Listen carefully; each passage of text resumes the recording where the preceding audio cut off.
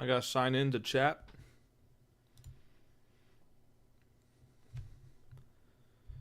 And I forgot my password.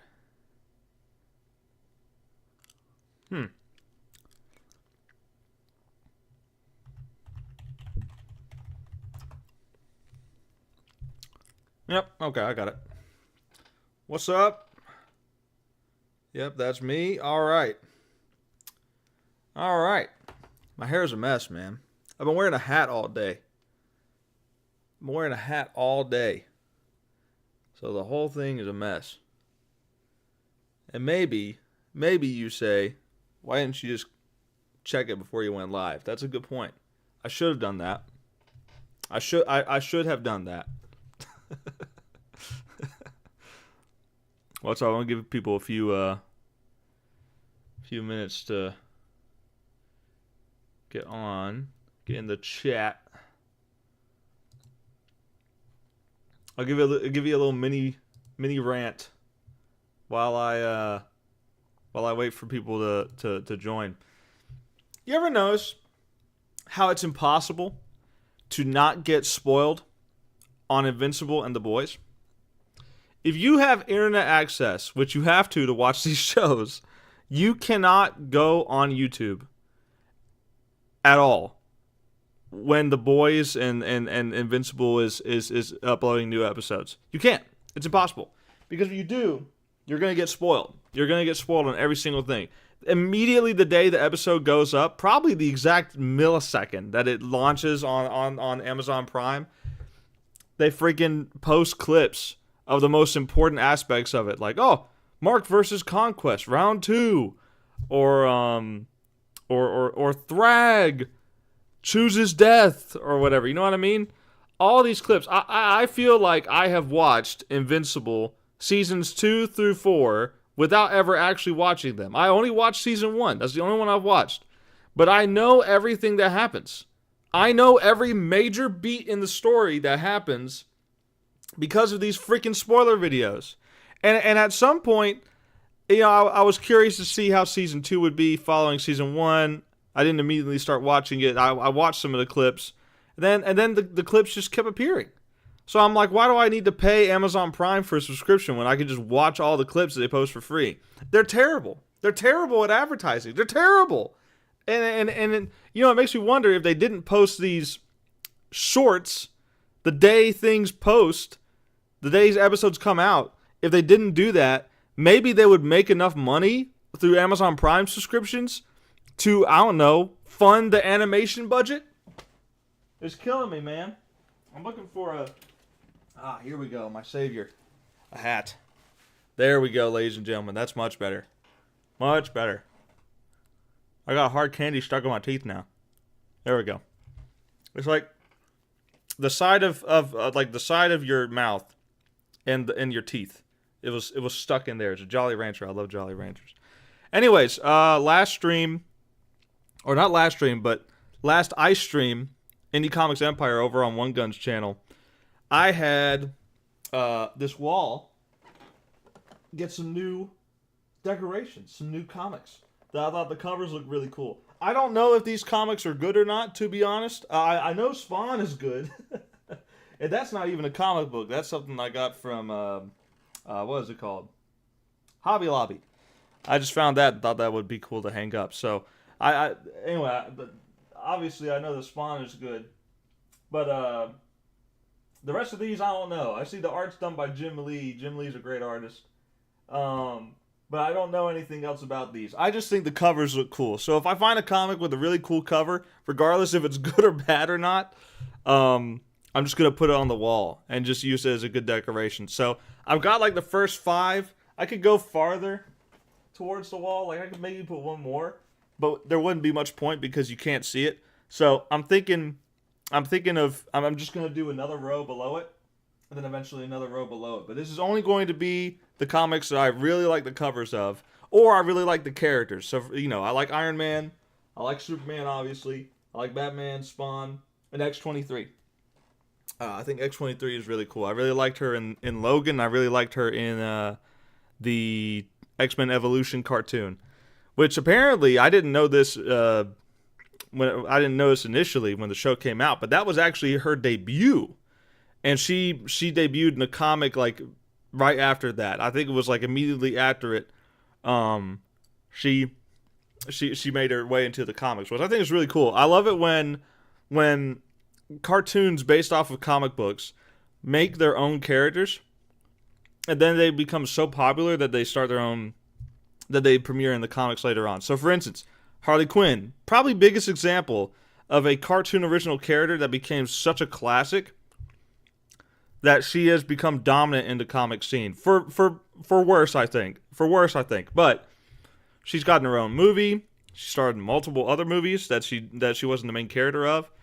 Just so much stuff with her, and I think it was I think it was really cool how her character exploded from BTAS, the 90s, right?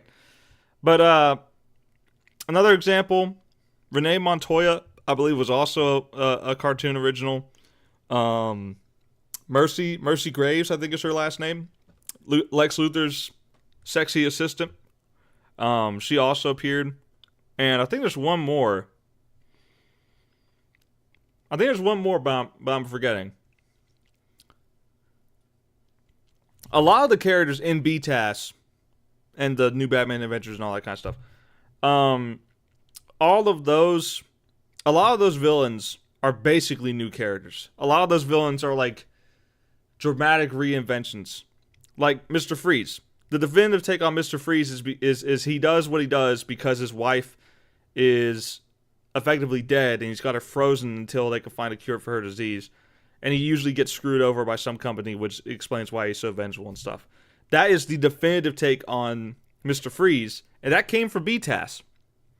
And so a lot of characters are like that. A lot of the definitive versions. The Clayface movie, which I'm super excited to watch. I'm so excited for that movie. I'm going to be terrified come October, but it's going to be great. That movie is very heavily based on the episodes Feet of Clay, Part 1 and 2, from Batman the Animated Series. They were so moved by that episode, thought it was such a good take on Clayface, that they decided to base a movie on it. That is amazing. If they keep following this, a Mr. Freeze movie or a Batman movie with Mr. Freeze as the main antagonist that follows Heart of Ice, it's going to be so good, man. It's going to be so good. That being said, I could also see the Batman series of movies, which apparently is not canon to the DCU, even though I think it works so well. I could see Mr. Freeze working in there. Maybe he doesn't have like an ice gun or some kind of bionic suit or whatever. Maybe he's a little more grounded, and maybe he kills his victims by freezing them or whatever. Like he kills them and then he puts them on ice or whatever, right? He leaves them in like a freezer or something, or throws them in the lake and they get frozen in the lake whenever it freezes over overnight. Would be so cool. Would be such a cool take on the character, a more realistic, grounded, almost serial killer type of character like the Riddler. I think that could work. But would it risk being too similar to Riddler? Maybe. But speaking of Riddler, that's another character that's wildly reinvented each time he appears in adaptations on screen. The 90s show, I never really liked the 90s show take on Riddler. I've always, my thing with Riddler is I've always thought that he's too similar to Joker in a lot of cases. He's too similar. And what I liked about the 2004 Batman cartoon, what I really liked about that Riddler was that he was so visually different.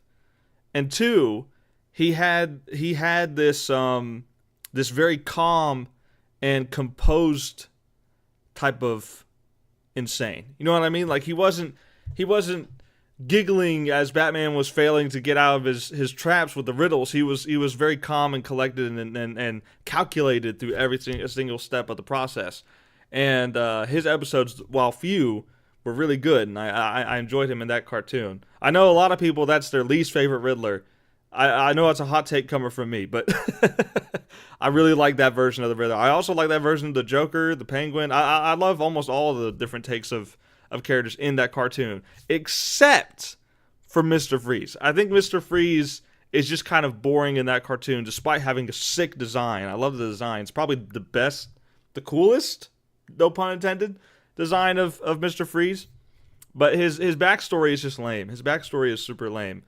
But other than that, I think most of the character redesigns are pretty good. I like the Poison Ivy design, even though I think her character is a little weak compared to BTAS. But there's some great designs. There's some great designs in that cartoon. It definitely chose Flash over Substance in many cases. But anyways, I've waited long enough. I've been streaming for about 10 minutes now, so I'm going to go ahead and get started. So tonight, on Wicked Wednesday, we are going to review Avatar, The Legend of Aang, and Daredevil, Born Again, Season 2.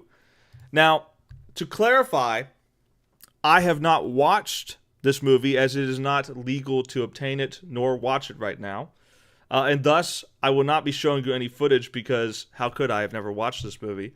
I have had this movie explained to me in vivid detail by my friend's uncle's niece's boyfriend, who gave a very detailed explanation to each person down the line. And because of that, because of such stellar attention to detail by everyone involved, I am able to give you a pretty solid review and give you my thoughts on this movie, okay? Without having to see it. Isn't that crazy? But yeah, this movie, I was kind of excited whenever I heard that this was being done. At first, I thought it would never happen, but I heard it and I was like, okay, I'm hopeful. I want this to happen because I think a movie or a show featuring the an all adult cast of the main cast, the original cast especially, I think could be really sick. I think the idea is really cool and it has a lot of potential. That being said, wasn't the biggest fan of Korra. I thought Korra had some highs and it had a lot of lows. And season 1 was okay. Didn't blow me away. I don't like the love triangle bullcrap. Anytime there's love triangle mess in stories, I almost immediately tap out. You have to really hook me with other things for me to not immediately say, okay, I'm done. It gets so just drama for the sake of drama. It's the reason why I hated Stranger Things whenever they were doing the bullcrap with Nancy and what's his name? Not Mike. I can't remember the dude's name. The stoner kid. And then Steve. They kept bouncing Nancy between those two, and I just thought it was really lame. I thought it was just annoying and drama for the sake of drama because you have nothing else to do. You just have drama. And it's weak writing. It's weak writing, in my opinion. That's why it always annoys me. If it can be done good, I'll accept that it's done good. But just me personally, not really into those plots. Season 2, garbage. Season 2 was garbage. Other than the fact that it introduced us to the funny guy, who's not a bender, but he's like an inventor or something. He's a business guy. He's funny. He's a funny character. Merrick, I think is his name. He was a funny character. Great comic relief. Season 3, in my opinion, is the best season. I think Season 3 is better than Season 1. It's better than Season 4. Definitely better than Season 4. But Season 3 introduces to some of the best villains in Avatar as a franchise, being the Red Lotus. You've got these benders who, one of each element, who use unorthodox means of bending. So the water bender, she has no arms. And she uses water around where her arms should be as tentacles. And it's super cool. It's really sick, the creativity on display here. Then you've got the earthbender, who instead of bending, rocks or even metal, is bending lava. Essentially, he is superheating the earth around him and casting it like lava, which makes him especially deadly because if that hits you once, you're dead. Or at least your arm gets burned off. Anyway, the firebender is the combustion bending, which we've seen before. We saw before in the original Avatar, and that was cool. And spoiler alert, her death scene is insane. And then, of course, the Airbender. This is the first time we ever had an Airbender antagonist. and he gets it because of what happens in season 2. It's a long story of bullcrap that doesn't make sense and is really bad for writing purposes for the world. But him getting airbending is awesome. Getting to see an airbender be an antagonist is really cool. And Zahir is also just a cool villain. He's just a really cool, like, he's the main antagonist of the season. He's just really cool. He's voiced by a guy in a rock metal band. I don't know which band it is, but it's an older band. It's like from the 90s or maybe not the 80s, but I think definitely it was like the 90s. And he does a great job. He does an excellent job. I want to hear him in more stuff, but I don't know if he does anything else. I need to look him up. But Korra, season 4 ended on kind of just a bad note. The idea of mechs in Avatar is really bad. I don't think it works at all. Maybe if this was set like hundreds of years in the future, I could see it working. But with it being only about like 70 years-ish after the first season, to me it just never worked. The idea of having mechs and all this technology, I think it was too fast. I think it was too soon for this to work. I think there's some cool stuff they do with the technology. I think there's some fun things that they do, but I think it moved a little bit too fast.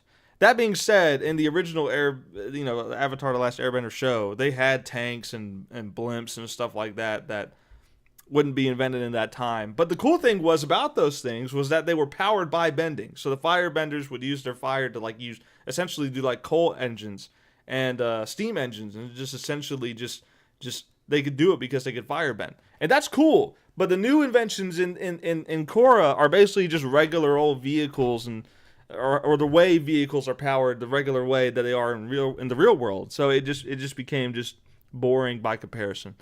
But that being said, ladies and gentlemen, this movie is actually pretty good, and I've got a little guide for me to go through so that I don't ramble too much. Amazing visuals. The original cartoon had stellar animation, like really good for the time period, and looks better than a lot of cartoons today. I say this almost every time I talk about 2000s cartoons, but they look better than the shows that are on today. And it's because there was more attention, there was more time given to the animators, there was more money given to the animators. And there was a reason to make it look this way, because at the time, the technology was getting so good that we could make stuff look like this. Now, the mentality in Hollywood, especially when it comes to cartoons for kids, is like, oh, who cares? Just make it just for kids. Who cares? Don't put too much effort into it. That's not what we should be doing, obviously, but that's the mentality of Hollywood, and it's really annoying because we get slop that doesn't look good, and cartoons for kids have not really progressed as far as 2D animation goes, especially. 3D animation can also be bad, but 3D animation I think has evolved a little more since like the 2010s, for example. I think 3D animation has gotten a little bit better in cartoons, especially when you compare it to the 2000s.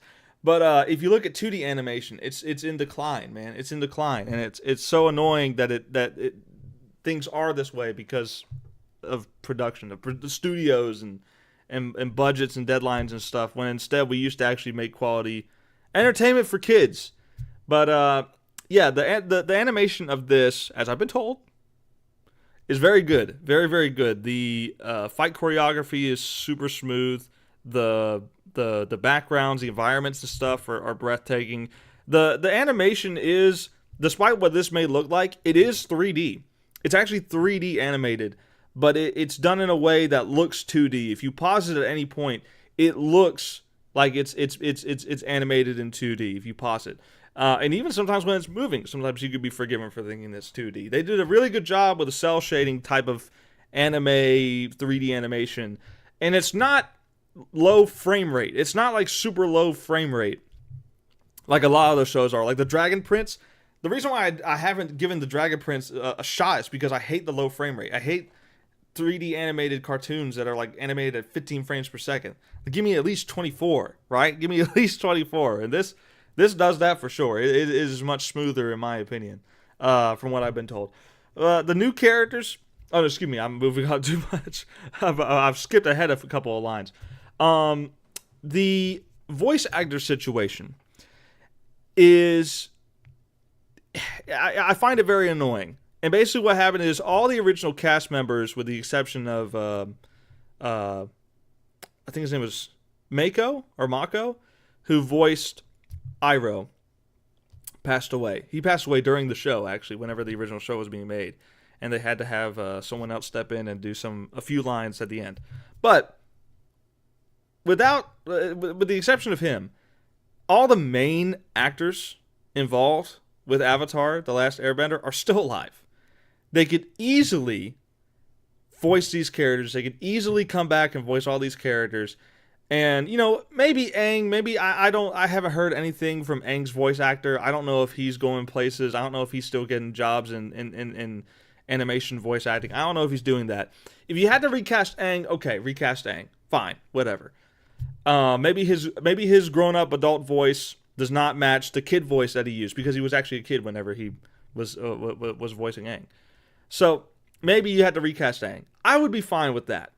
But the rest of them are totally still around. They're still good. They can still totally do the voices. You hear them at Comic Cons where people are recording them and stuff like that and posting, and they can still totally do the voices, right?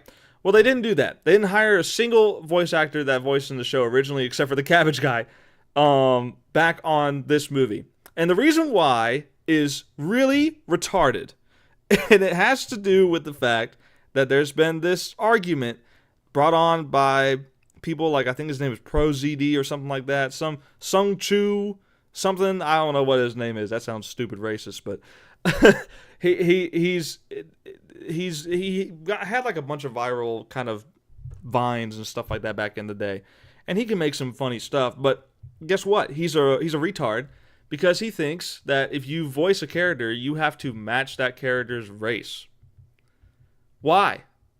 Why does that matter? This isn't live action. If the voice fits the character design, then the voice fits. Why does it have to be this way? Why do you have to cast a Chinese dude to voice a Chinese dude? You know what I mean?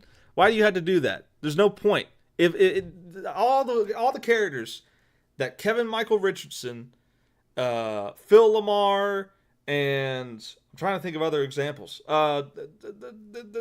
The guy who voices Kratos voiced freaking Magneto in X-Men Evolution, and it was a great voice for Magneto. He was sick.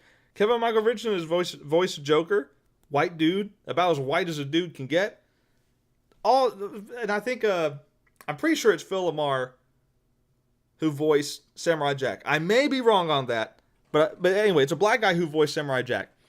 So many examples of great cartoons, great characters who are voice acted by people who do not match their race or don't even look like them. Because I hate to tell you this, ProZD, you little fat chud. You do not look like any of the characters you voice unless they're fat chuds who are Asian. By the way, he has also complained that they cast him as any Asian character instead of just Korean or Chinese or Japanese or whatever he is. They cast him as just Asian. Which is still not what he wanted. Anyway, I hate this retard and what the damage he's done to the voice acting industry. Because all these guys who had great voice actors who are still totally able to do their jobs are no longer here. So this movie immediately, despite having my best wishes initially, had earned my distaste, my disdain, my disapproval. What other diss words I could think of? It was all just my hype was just destroyed. My hype was just destroyed. Andrew Rowland says 2D indie animation is on the rise. It is, dude. There's so many indie animations. There's some really good 2D ones. Greg Baldwin replaced Mako. Okay, yeah. Okay. Greg Baldwin. Yeah, he also voices Aku in the last season of Samurai Jack. But yeah, here, let me put this so I can see the chat. I want to be able to see my notes and the chat at the same time. But yeah, it's annoying that all the characters got recast. Super annoying. That said, I don't hold anything against the voice actors. I hold everything against the studio and that retard chud who decided to ruin the voice acting industry. It was also a guy who was complaining about Apu. I think is also partially responsible. Apu from The Simpsons. But anyways, moving on. The voice actors are actually good. I hate to say it, but all the voice actors are really good, especially the ones that got playing Sokka and Toph. From what I've heard, from what's been told to me, they're very good. Steven Yeun voices Zuko, so of course he's gonna do good because he's freaking invincible. Title card. Anyway, but yeah, Aang's voice actor is pretty good. Katara's voice actor is pretty good. They're all pretty similar to what they sounded like before, except for obviously Aang. But everyone else, even Toph's voice actor, which again, it wasn't enough that they had to hire an Asian girl to voice Toph. They also had to hire a blind Asian girl to voice Toph, which automatically told me, okay, what are the odds that this very specific actress is actually good at this? And sure enough, she did great. They all really did their homework. They must have done their homework when they were being given this task because they all nailed it. I think they all did really good. And despite my ire, despite my rage about the situation, I can't be mad at them. They do not bring this movie down in the slightest at all. And I would forgive you if you watched this movie and didn't know about the situation and just thought that some of them were the same voice actors, especially Sokka. He does such a good job. Sometimes it's almost identical. It's almost identical. But yeah, I don't want to talk about the plot too much, as this movie is not out yet, and I have not seen it, but it's been told to me that the plot is pretty solid. Nothing too crazy, just a fun adventure that has some pretty high-stake moments, pretty intense action moments, and the premise of the story is basically Aang is trying to find ways to bring back airbending. And me and Andrew Rowland were talking about this. He's in the chat. We were talking the easiest way to bring back airbending. Aang, you gotta start putting some babies in Katara. Take off those sandals and get in the kitchen. No, I'm kidding. I'm joking. But we were making that joke because, I mean, they do have 3 kids. That's canonical to Legend of Korra. They do have 3 kids. Only one of them ends up being an airbender. But Aang is really upset about being the only airbender. And another thing he's upset about is the fact that when he was initially, when the Fire Nation was coming to the air temples, instead of fighting as the Avatar, he ran. Now, of course, this is not really Aang's fault because he's a kid. He's not prepared for this, right? He's not prepared for the onslaught of the entire Fire Nation, right? There's no way he could possibly do this. There's no way he could possibly stand a chance against them. But the guilt is still there. The guilt is still there that he is the last airbender. He has survivor's guilt.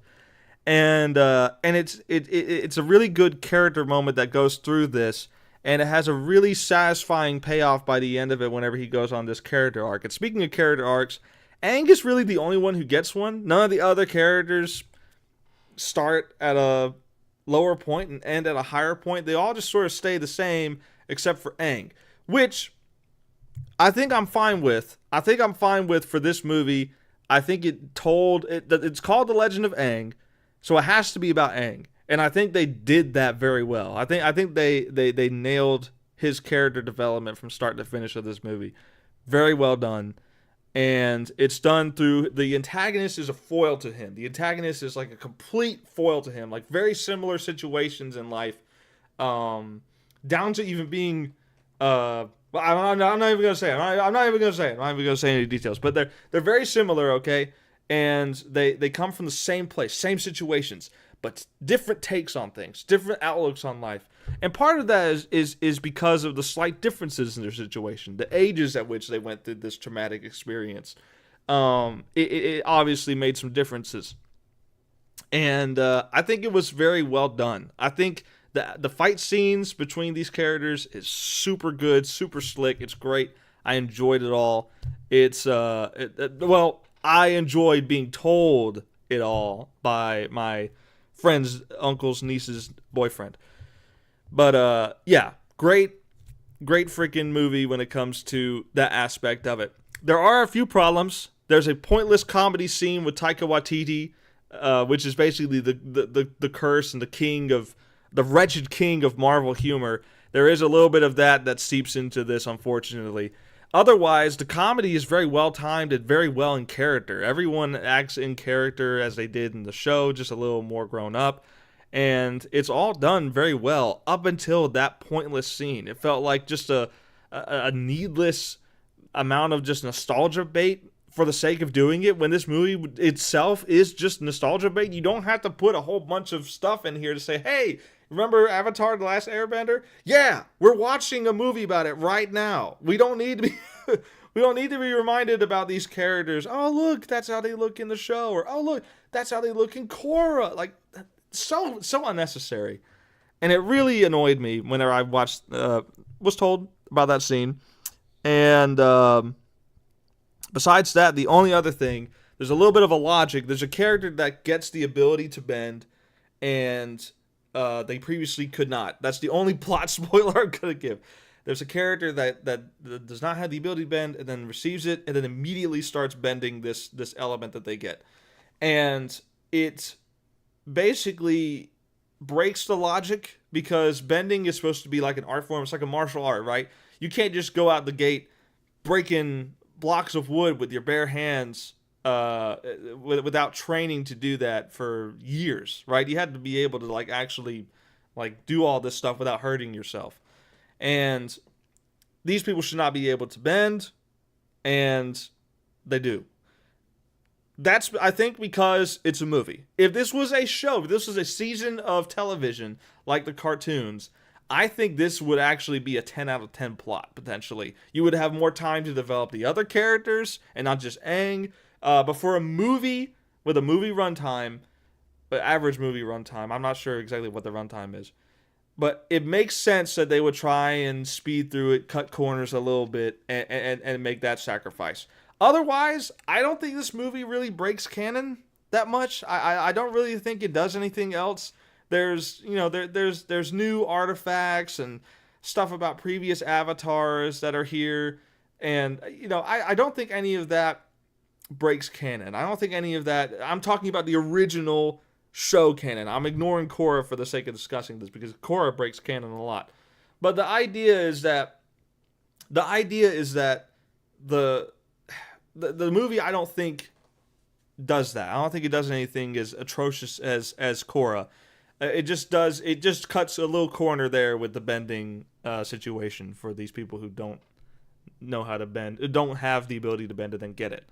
But anyways, that's basically all I wanted to say. I think it's a 7 out of 10, potentially 8 out of 10. I need to rewatch it. I mean, watch it for the first time when it releases officially. And I think I will be able to definitively say if it's a 7 out of 10 or 8 out of 10. But I think it's somewhere in that range. It is good. And if you're new to Avatar, I recommend, if you watch the show and you want to watch Korra, I would say hold off, wait till it releases, watch it, and then watch Korra if you dare.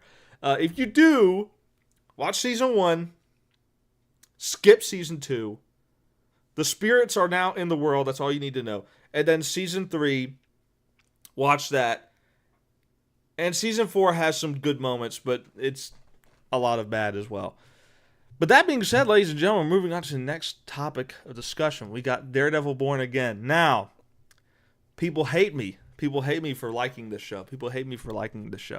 Not really. I haven't had any kind of discourse about me liking the show. I'm just making it up.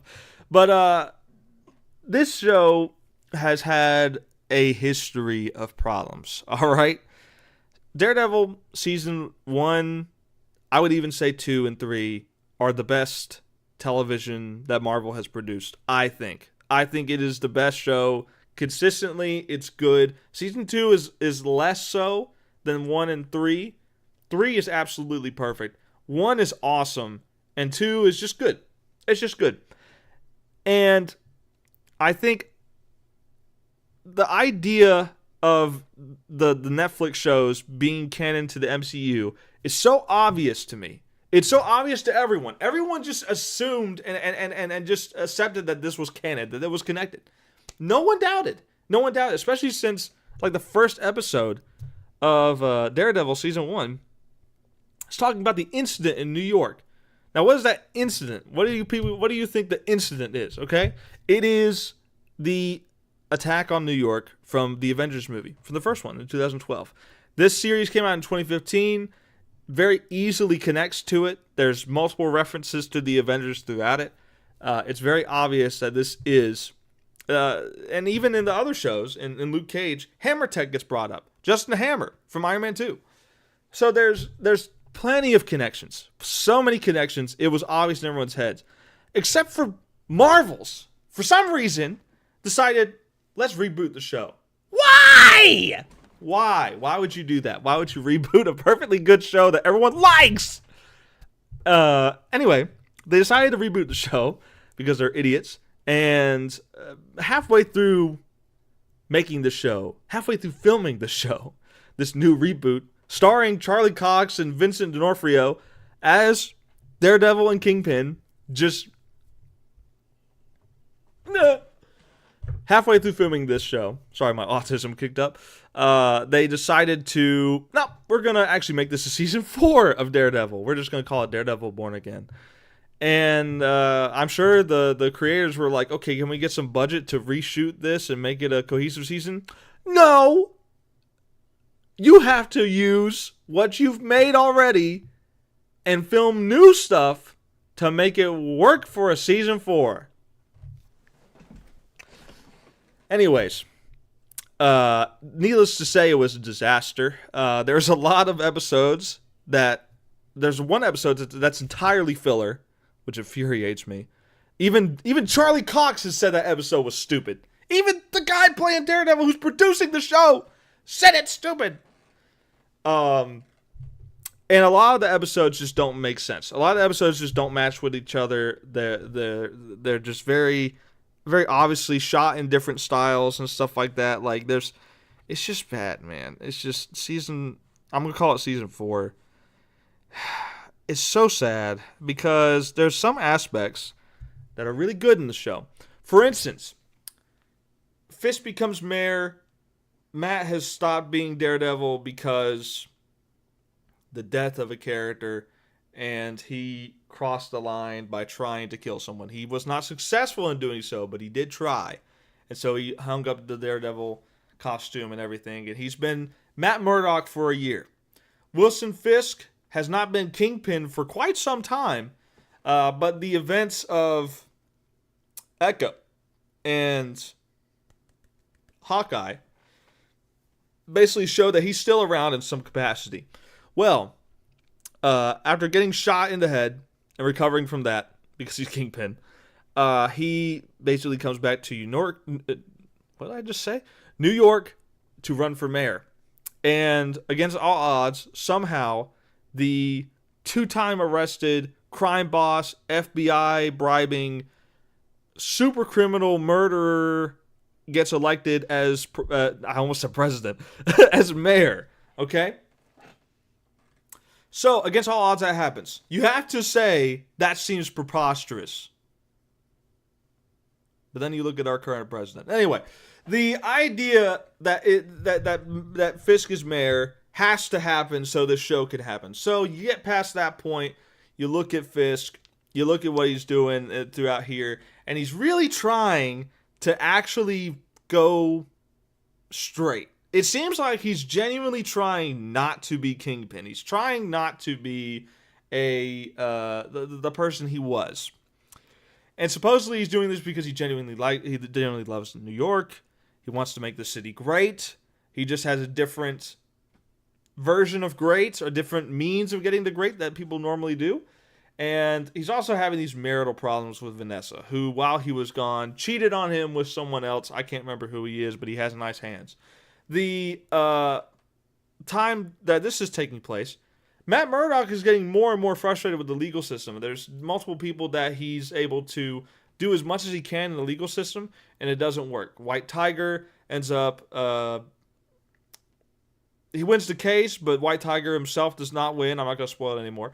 The guy he's helping, who ends up... This guy ends up stealing from a store. This is like his 11th offense of petty theft, and he has to serve jail time.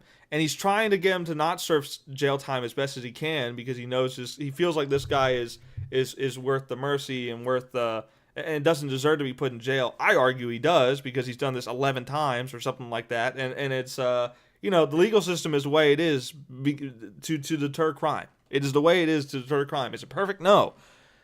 But if you steal multiple times, the punishment's just going to keep getting worse, and you have to accept the consequences of your actions, okay? I'm sorry. Especially since the fact that the guy stole snacks and not food. Not like, real food like Chef Boyardee or something. If he stole a can of spaghetti instead of a box of crackers, I would understand a little bit more where this guy is coming from. But no, instead, guess what? He's going to get jail time. So Daredevil finds this frustrating. And all this is going on. Muse, meanwhile, is running around being the serial killer that he is. He does not like Fisk. And he's running around and he's killing people. He's using their blood to make his muses, to make his artworks and stuff protesting Fisk. And at some point, they can't hold it back anymore. And in an awesome episode, I think it's episode 6, an amazing episode, Matt Murdock cannot stop himself from being Daredevil, puts on the costume and beats the crap out of Muse to save the niece of White Tiger, who she later becomes White Tiger. And then, at the same time that this fight is happening, intercut between the action, is Fisk letting Kingpin out and completely beating the crap out of the man that Vanessa cheated on him with. And it is a very good scene. And even earlier in that episode, there's a scene where Fisk is putting on like his suit coat and he rips it because he's literally bursting out of the seams. He cannot contain Kingpin. He cannot do it. And same thing with Matt Murdock. He cannot contain Daredevil. And it's very good. It's very well written. It's a very well written scene, and it is the high point and the only real good moment, I would say, from season 4 of Daredevil. You got some Bullseye scenes which I think are cool, but Bullseye is kind of written a little weird in that season. He's at the same time he comes off as sort of like he shouldn't be wanting to work with Vanessa. He shouldn't want to be working with Vanessa because she and Kingpin are the reason why he's in the situation he's in. And he even tried to kill Vanessa multiple times in the season 3 finale. I know I'm giving spoilers, but who cares? Okay. But it doesn't make sense that he would take this deal, especially since it just ended up with him back in prison. Now, I guess he didn't plan on getting arrested or beating the crap out of by Daredevil, but if you do what Bullseye did, Daredevil is going to rain hell on you, okay?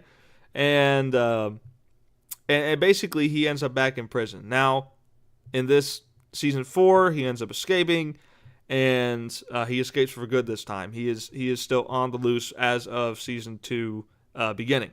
And now season 2, if I were to say anything just right off the bat about season 2, I would say if there is a most improved award for the Emmys, this show deserves it. Because season 2 is a huge improvement on season 4. I should say season 5 is a huge improvement on season 4. Everything that was complained about with season 4 is, with few exceptions, I think is handled very well. I think it's fixed very well in season 5. And part of what was wrong with season 4 was that the new characters introduced in replacing Foggy and Karen and I guess Frank's still in there, but you don't have the guy from the newspaper, which I forgot his name. I'm sorry. You've replaced all these characters for new ones. Well, none of the new characters get any kind of development. None of them get any interesting backstories or character dynamics with other characters. Even the antagonists come off on the bland side, and it's the only characters that really get development are Matt Murdock and Kingpin, essentially, and the therapist, kind of, but we'll get to her. The main what I said worked for the Aang movie, that it focused only on Aang, is because it's a movie. And I understand that they don't have time to develop every single character in this movie if they want to focus it on the story they told. And I think the story they told was good. The story they told in Daredevil Season 4 was not good, but the moments that did focus on Daredevil and Kingpin were good. And everyone else around them suffered because this is a show with hour-length episodes that has plenty of time to develop these characters, but refused to. And part of the reason why is because of the production problems. The fact that there was going to be a reboot, and then halfway through, it was not a reboot. And it just, it messed up everything, every aspect about the show. It deeply injured. And this season sought to repair that, because unlike the previous, Season 5 was entirely, from the start, a Season 5. You know what I mean? Like, it was not interrupted by the previous studio interference. So it had a cohesive story to tell through and through. And the characters that were introduced in the last season are now getting more development. We're actually getting backstory for what's her name? Kirsten McDuffie. She is given a backstory with the opposing lawyer that works for Fisk. She's given a backstory with him. She's given multiple times to compromise her morals, but decides not to, which is a much needed break, especially since, Matt Murdock has been AWOL during this entire time, and she's had to run the business that she co-ran with him by herself, and it's stressing her out. But she's still standing up and doing the right thing, which I think counts as some small level of character development, which I think makes her character likable. Cherry doesn't really get much development either. He doesn't really get anything crazy, but he is used more in this season, and he is far more important than he was in the first. Then you got Heather, which everyone who watched Season 4 hated Heather. And there's a good reason. She is a very frustratingly written character if she's supposed to be a good guy. But if she's a bad guy, it works. This season slowly turned her from a therapist who's actually a decent person, actually trying to help people, and was at the time dating Matt Murdock, slowly turns her from that to Muse. And it's really interesting, I think. For her as a supporting character, not good. Hated her. Her as a slowly losing her mind psychopath that's going to go on some kind of killing rampage probably in Season 3, I like her. It turned her character into someone that is fun to watch, and I think that's cool. I think that's awesome. And I'm excited to see what they do with her in the future, because she is in Season 3. There are behind-the-scenes pictures that I've seen of her wearing the mask, and it looks like it's going to be fun. If nothing else, it's going to be fun, I think. But yeah, and I think this is a good way to use Muse, because Muse is a character that I feel like if you have too much of him, he loses his point. I think he loses his main thing. So by having him only really exist in Season 4, and then exist going forward as a ghost, essentially, I think that makes him stand out. I think that makes him have a lasting impression. I like the actor who played him too. He was in the Wednesday series.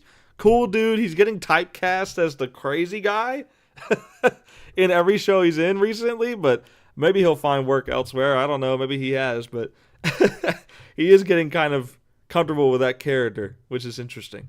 But moving on, the Buck and Daniel are great. These two are basically stooges of Kingpin, and Buck is the competent, assassin character, essentially. Like, he's the hitman that will do anything for Fisk. He is fiercely loyal, just as much as James Wesley, it seems. And look, Buck will never have the aura of Wesley. He will never have the aura. It will never happen.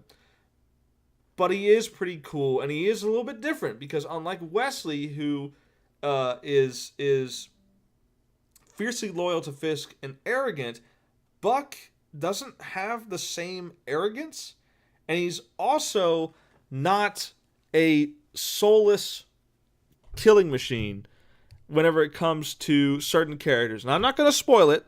I'm not going to spoil anything, but there is a moment where his morality is tested. And you can tell, you can see it on his face, his morality is tested. And he makes a choice that will stick with him for the rest of the show going forward into future seasons. And I'm really interested to see where his character ends up. I'm very curious what he's going to end up doing. And then there's Daniel. Now, Daniel, everyone kind of looked at him in season 1, liked him as a character, but we kind of, all of us sort of just assumed that this guy would end up becoming Fisk Jr. You know what I mean? Like the adopted son of Wilson and Vanessa Fisk, the heir to the throne of the Kingpin Empire, essentially.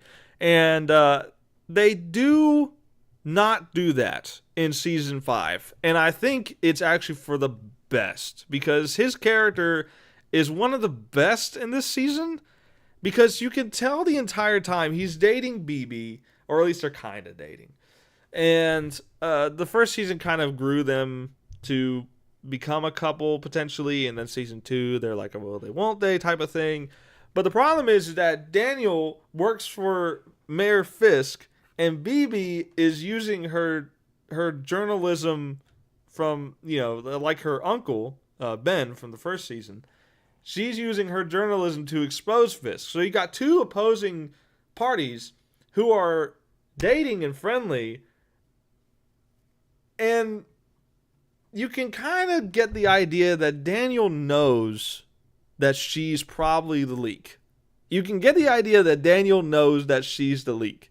And he doesn't want to admit that. He doesn't want to even entertain the idea, because if she is, that could be very bad for her, and he doesn't want her getting hurt. And there's this moral complexity to him that's very interesting to watch. You don't really know which direction he's going to go, and I'm not going to spoil which direction he goes, but it's very interesting. It's very interesting to follow his character.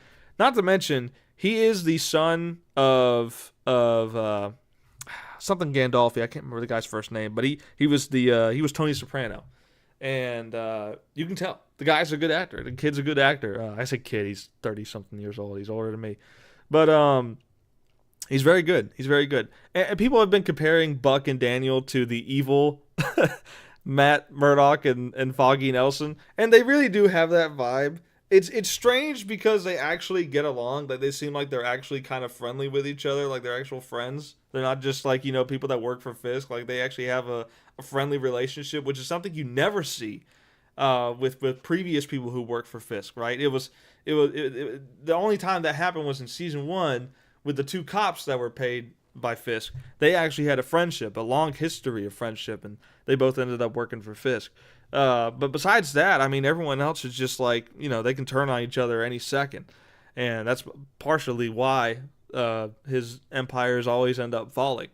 But yeah, all the new characters are given a lot more to work with this season. And because of that, the season is enjoyable. The character that does not get a huge amount of development is actually Daredevil. But at this point in the story, I don't think it really needs. I don't think Matt Murdock needs to grow too much more as a character, because he's kind of already reached this peak. He's come from the lowest point of his life in season 4 to this renewed sense of justice, this renewed sense of purpose in who he's supposed to be and what he's supposed to do. And he seems like he's never more at peace with who he is than in this season. And Fisk is at the lowest, most insane point he has ever been. The finale is genuinely insane. There is so much carnage. There's so much. It is laughable how brutal this man gets towards the second half of the season. And it's good laughable. It's me having fun with the show. I'm not saying it's badly written. I'm saying it's fun to watch this man just descend into total madness and rage. And giving in to who he really is makes Fisk a worse person. Giving in to who Matt Murdock truly is, makes him a better person.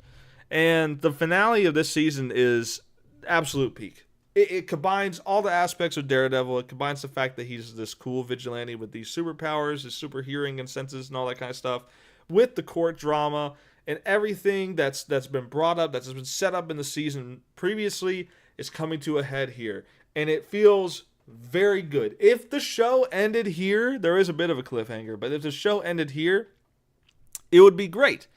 I genuinely don't know what they're going to do for season 3. I really don't know. There's still a few loose ends as far as the season's set up that needs to be tied up. But I think it's interesting. I think what they're going to do, I think is very potentially good. I just worry that it's not. They struck gold, I think, with this season. They redeemed themselves from the terrible season 4. They made this one so much more enjoyable. And I think they can keep doing it, but I'm really worried. That's all I'm going to say. I'm really worried. But with all that being said, I think I'm excited to see the Punisher special that's coming up. I'm excited to see Brand New Day, which is not probably going to be connected to this at all, but I'm excited to see what Brand New Day has to offer.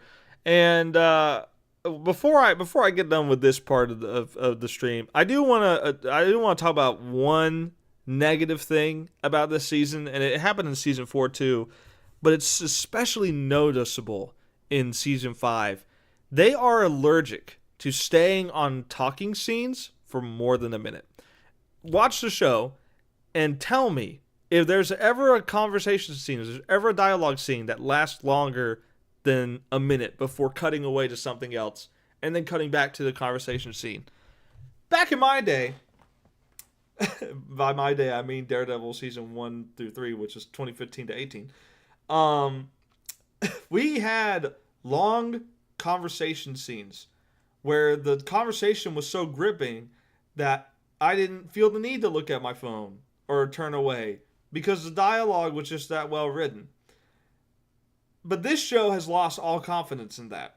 And it's because of freaking Zoomers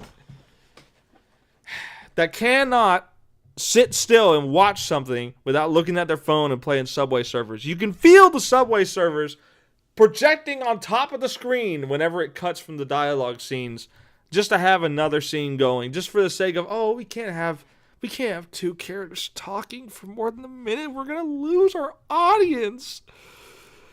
I hate it. I hate it so much. It is so annoying to me that Zoomers in their attention span have ruined media, have ruined shows and movies, man. It sucks. I hate it. I really wish they would just trust in their ability to write dialogue, because it's not like the dialogue is terrible.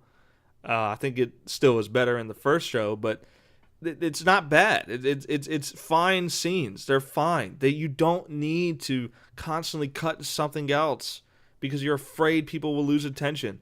Look, if people aren't going to sit and watch Daredevil, you've already lost their attention, okay? In fact, you've lost 50% of the audience for the first season with how bad it was. I don't think you got to worry about losing people that are still watching at this point, buddy. The people that are watching now are dedicated Daredevil fans. They are people who are ride and die with this show, like me. I'm ride or die with it, man. And I'm glad I gave it a chance because I enjoyed it. But, man, stop that editing bull crap. Trust your dialogue scenes, man. And now, besides that, there is one more thing. That I have to address. And it's something that I'm sure people have been talking about quite a bit when it comes to this show and the drama surrounding it. Let's go ahead and just talk about the elephant in the room, okay, folks? Let's just go ahead and talk about that, okay?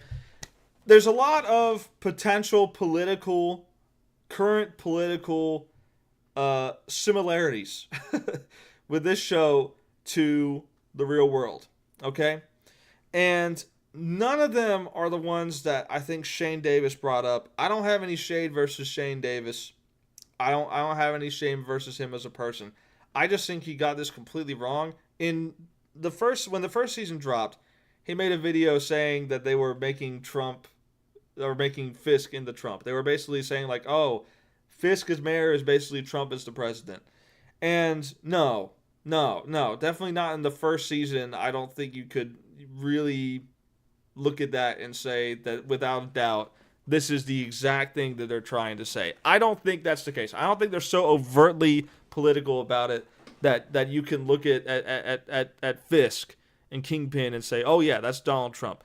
And the points that Shane Davis brought up that I totally disagree with is, one, Kingpin was shot in the head. Well, guess what? Trump was attempted to be assassinated and got clipped on his ear, okay? First of all, that happened to Fisk in 2023 in the Echo Show. Or 2022. One of those years. A year or two before Trump almost got assassinated, okay? So first of all, first evidence, gone. That doesn't count. Totally inadmissible in court of law. Second comparison is that he's running for mayor and he's like a former convicted criminal or whatever. I guess you got something there. But there is a similarity. Factually speaking, Trump is a convicted felon and is in an office of political power. Just like Kingpin. However, Fisk running for mayor has been in the comics for a while. Long before Trump ever tried to run for office. So it's the point is, those comparisons I think are really weak. I think those comparisons saying that, oh, this show is trying to be overtly political and very anti-Trump, I don't think that's the case. There's never a point where Wilson Fisk is, wearing a MAGA hat or anything like that. There's never a point where all of Wilson Fisk followers or whatever are white Republicans. In fact, the segments of the news clips from the BB report are interviewing people who are in support of Fisk. And in those interviews, there's a lot of black people. There's a lot of women. If the point of what you're saying is that, oh, the show is making white Republican voters the bad guy and Fisk is Trump, that's not true. The show goes out of its way. I mean, really, it goes out of its way to say, hey, this isn't a race thing. Black and white people like Fisk. Black and white people hate Fisk. It's equal on both sides. It's not a racial divide here. This is a people divide. This is people who are, individually looking at the situation and deciding that they support or don't support Fisk. No point is this like a red versus blue thing. There's not even, I don't even think it's ever mentioned about Republicans or Democrats. I don't even think those words even happen in the show. So none of that is overtly tying itself to political stuff. You look at the anti-vigilante task force and look at some of the stuff that they're doing, and you can make some comparisons to ICE. But the show never makes a comparison to ICE. The show never says the anti-vigilante task force is ICE. It never says this. The task force is also made up of multiple different races. So it's again, it's not a race thing. It's not trying to do anything like that. It's very much trying to be as non-political as it possibly can with the subject matter.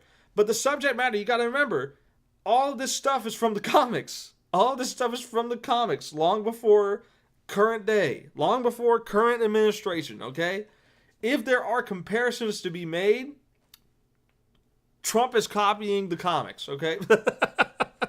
If anything, it's more like that. Because all this stuff happened. All this stuff happened, right, in the comic book run. And it's, to me, if you want to look for that comparison, you can find similarities. If you want to view this season as something that's very anti-Trump, anti-ICE or whatever, you can look at it and say, okay, yeah, I see this. I see the message. I agree with it. If you don't, you can still just look at Fisk as a bad guy, and the anti-vigilante task force is obviously being bad. They're obviously like just taking in people who are innocent. They're taking in and brutalizing people, even if they are guilty. They're brutalizing them, and it's very obvious that they're the villains. You don't have to look at this and think of it as like a political thing. You don't have to. Okay, if you are so Trump obsessed, if you have Trump derangement syndrome, but the opposite way, that everything you look at you see Trump in, I can't help you there. That's you. You got to do some inner soul searching. You got to figure that out.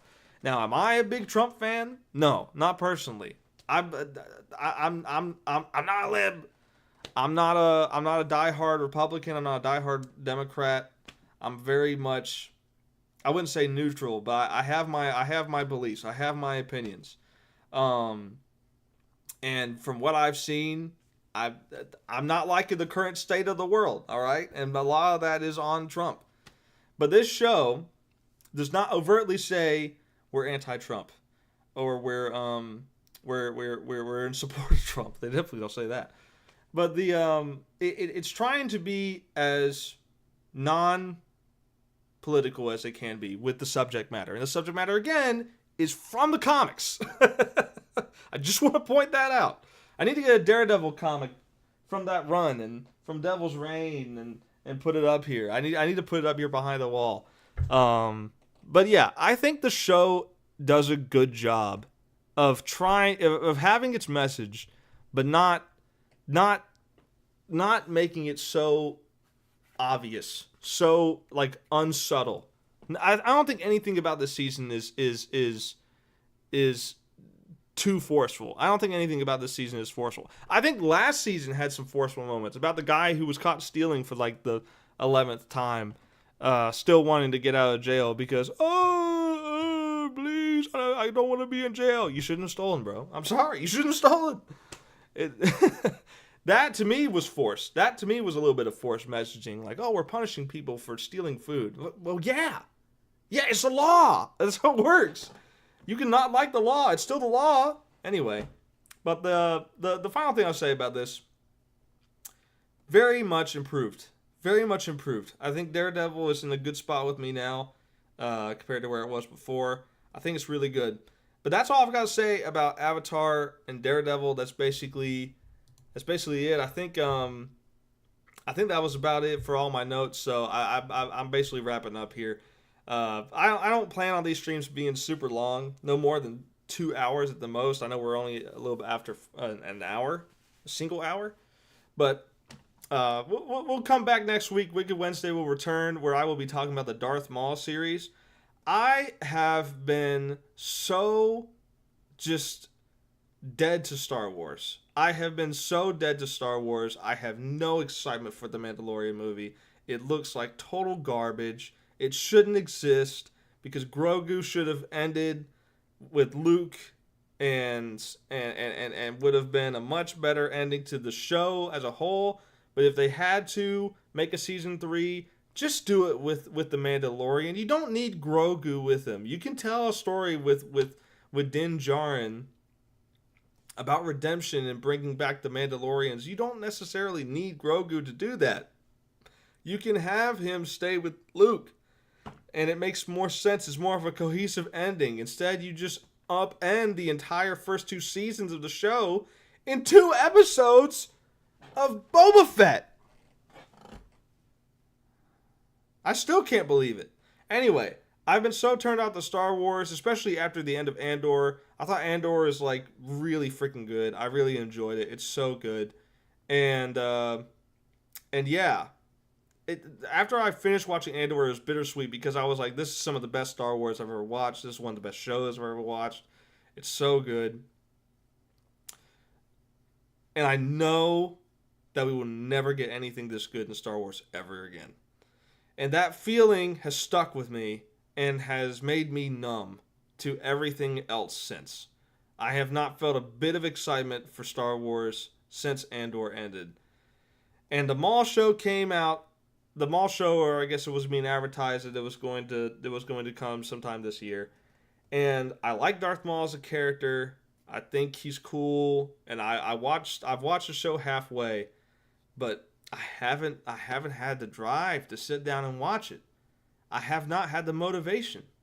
And part of it is just because it doesn't even matter if this show is good or not. All roads lead to the freaking sequels. It doesn't matter what happens in this is cool. It's all just going to end up burning and falling apart in the terribly unplanned, horribly written movie trilogy that Disney made back in 2015 to 2019. And there's rumors about Star Wars having a reboot. There's rumors about the sequels getting dropped or whatever, or decanonized or something, and I don't even care. I genuinely do not care. It is so painful to see what has happened to Star Wars, what has become of Star Wars. And look, I'm not one of those people that say the prequels are awesome. The prequels are bad. The prequels are not good, but they have great moments in them. And the overall theme and story they're trying to tell is very good. There's a lot of great aspects of the prequels, but they're not good. They're not good movies. The Clone Wars made people think that they're good. And that is a huge compliment. The Clone Wars cartoon was so good most of the time that it made people think that the prequels are good. And yes, with this added context from that show and even the micro series, I think that they're far more watchable. But what has Disney done to give the sequels that treatment? What has Disney done to try and make the sequels feel that way that the prequels ended up feeling like today? Nothing. They have done absolutely nothing. The Rey movie got canceled. There's no Clone Wars style animated show featuring the characters from the sequels. There's nothing, man. They have not done anything as far as shows go. Yeah, there's comics. But the prequels got shows. The original trilogy got Rebels. There are screen assistances from shows that help make the movies better. And they have done nothing like that with the sequels, which tells me that obviously they know they suck. But they can't admit that because that would be letting the right win.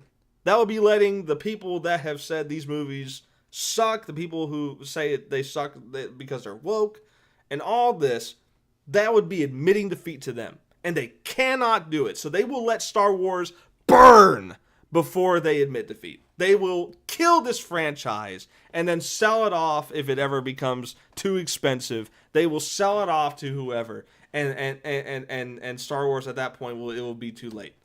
It sucks, man. It's already too late. It's already too late for me. Dave Filoni, I like Dave Filoni. I think he's got a better understanding of Star Wars than Kathleen Kennedy ever did. But man, he's still just not great. In many ways, he inherited the problems of George Lucas. He trained so much under George Lucas that he inherited his problems. He's just really not. He's really not great. He has a lot of fun ideas. He has a lot of cool characters, but he can't let those characters die. He can't let any characters die in Star Wars ever. They're not allowed to unless they're bad guys. They can die, but not the good guys. No one can ever die. Grogu, no, he can't be out of the show. Let's bring him back. Oh, that Marshall guy from the Mandalorian season 2 episode 1. Oh yeah, he died in Boba Fett. Boom, he's back. He's alive. It's so tiring. It's so tiring. Even though this guy, I want to give Filoni the benefit of a doubt. I want to see him improve. I want to see good stuff, man. And I think I got a better chance from him than Kathleen Kennedy ever did. But he ain't Tony Gilroy, man. He ain't Tony Gilroy. He can't put a narrative together that good. He can make flash, but no substance. And Tony Gilroy gave flash and substance. And I fear I will never get that again. I fear I will never get that again from Star Wars. And thus, I have lost all energy for it. So, even if the Maul show is good, which so far I've thought it was good. I really like the animation to it. I still just have no enthusiasm. I still feel nothing watching this show, man. And I should, because it's Maul, and it's well animated. And it's not a bad story, at least halfway through. But I feel nothing. I feel nothing, man. But that's where I'm at with Star Wars. So anyway, next week I'm going to do, for Wicked Wednesday, I'm going to do a review of Maul. And I'm going to try and not repeat myself too much here. So that I've already said. But inevitably I'm going to go on another rant about Star Wars. But that's all I've got for this stream. Thanks so much for tuning in to Wicked Wednesday number 2. Stay tuned for next week. And read Little Miss Steele. Link is in the stream description. Check that out. Buy your physical copy on Ko-Fi. And until next time,